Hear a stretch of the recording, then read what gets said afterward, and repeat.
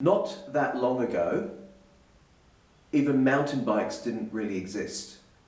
What was there was a few converted road bikes with slightly fatter tyres, not very wide, flat bars, and that's all that mountain biking was. And it was for descending through, descending through mountains. So fairly tame tracks.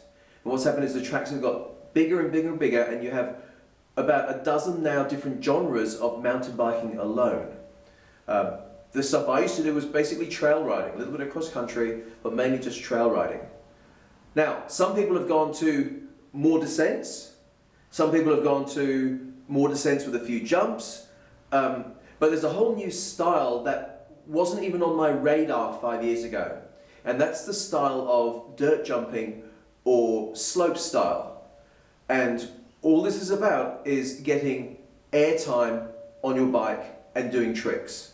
Typically on dirt ramps, and that's literally what they do. They want to build little jumps, get some speed up, and get some airtime. Now, my normal mountain bikes that we sell in the shop aren't really geared for that.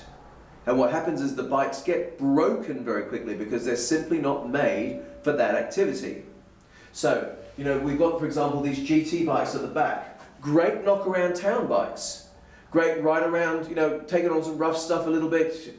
That's fine, but if you want to start getting airtime on them, they will fall apart because they're not designed for it. So what we do have, though, as a new addition, is the Mongoose Fireball. Now, this is designed specifically for dirt jumping, and even though it's their entry-level one, there's a few little differences I just want to point out. So, seat-wise, it kind of looks a little bit like a BMX, because you're not really meant to sit on the saddle too long. You've got slightly stronger forks than you see on our regular bikes, and you also have can't see from there, a solid back axle.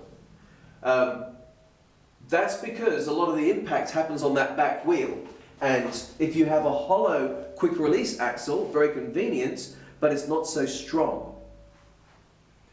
As you get more and more involved, the other thing we've got on this is a nice two-part chain guard, and that helps keep the chain on there as you come down and land. This is the entry-level one. The ones I've got coming in the next week or so are a little bit more advanced than that. Now what that means is that you don't have, this one has a range of gears on it, which means that it's actually easy to get around town. The ones I've got coming in does not. So it's single speed, and like I said, it's designed for getting some airtime and landing. So if you want to have a look at these, the Fireball and the Fireball SS, I'm not going to get that many in.